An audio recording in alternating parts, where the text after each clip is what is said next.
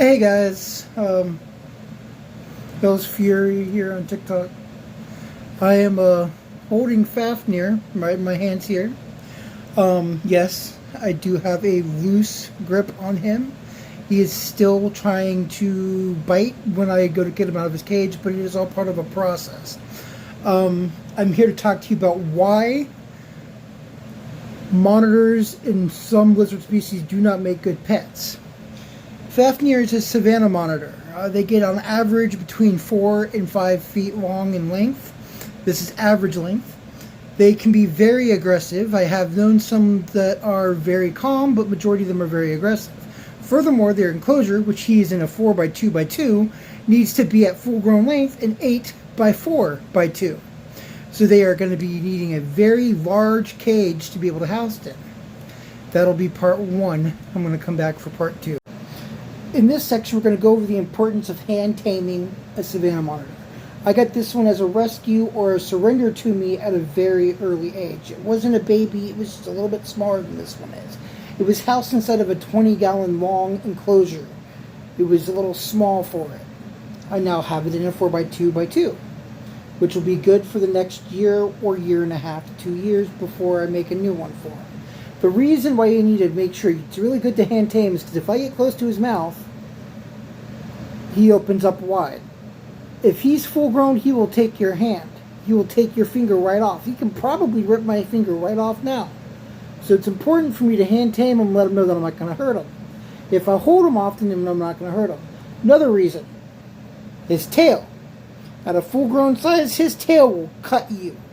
If you do not want an animal that's going to hurt you or get scratches or something, a savannah monitors are known as one of the most neglected species of lizard in the reptile hobby. Why? Because they're fed improperly. Most people feed them constant supplies of mice or chicken or whatever you may want to feed them. When in fact, savannah monitors are primarily insectivores. They eat a lot of crickets, dubia roaches, superworms, and such.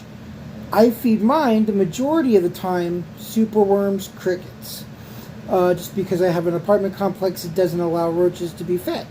Occasionally I'll feed him a frozen pinky or fuzzy if I don't have the ability to go out and get the crickets or superworms. I'm in a small town. It can cause liver problems and give your savannah monitor an early lifespan. We'll be back for part 3.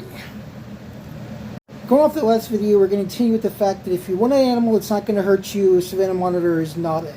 If you're starting out with reptile hobby, you want to get something like a leopard gecko. If you want something a little cooler, get a bearded dragon, although a bearded dragon I consider a moderate. Savannah monitor is definitely an advanced pet. You wouldn't think of it with the price you could buy them for, but they are definitely an advanced pet. Going further, this will probably be the last video that I'm going to have him in. It's time for me to put him up. He has had his hand training for today. If you see, he's very calm and collective. If I touch him and I start petting him, sometimes he freaks a little bit out, which is why I have him held like I do. Sometimes I just simply loosen up my grip and he just sits there. He's very good once he's in my hand.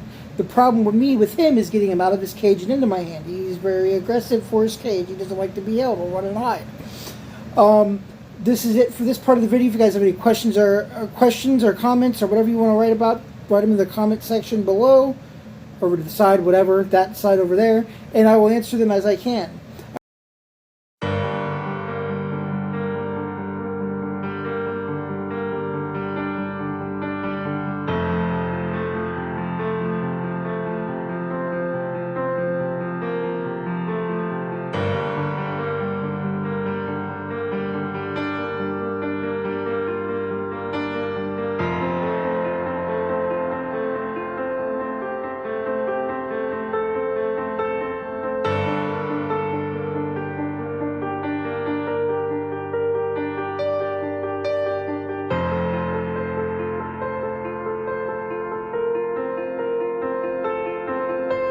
Daybreak, heartache, worst fate, empty horizon.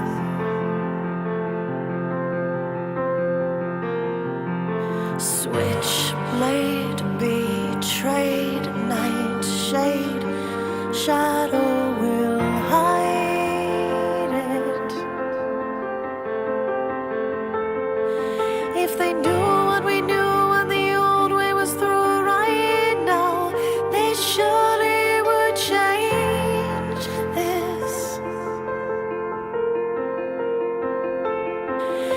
we knew